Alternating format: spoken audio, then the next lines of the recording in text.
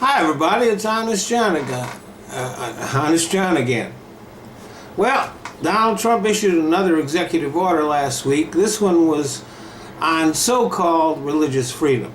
Now, according to the law, churches, in order to retain their tax-exempt status, are supposed to abstain from overtly political activities. And it's a law that's just very rarely enforced. And Trump's executive order is not going to make any difference there. All that he was doing was throwing a bone to the religious right. They are the most egregious violators of that law. But it is a reminder that churches have been ignoring the law for years now. And there's a simple solution to that problem. Simply end tax-exempt status for churches. Let's face it, churches are a business, and they rake in billions of dollars. And though that money is tax-free every year,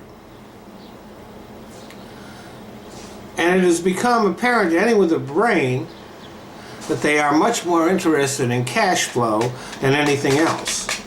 Look, for example, at the reaction of the Catholic Church to the child molestation scandal. The first thing they did was protect their assets from lawsuits.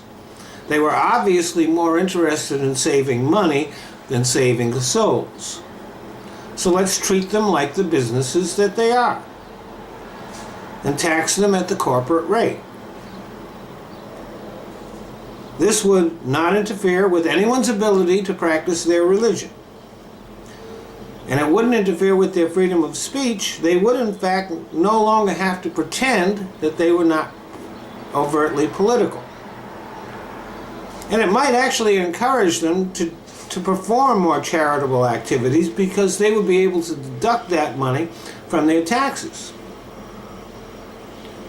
And they would also be able to take the same deductions that every other corporation does. So they would no longer have to be hypocritical in regard to politics, and the government would get a new revenue stream.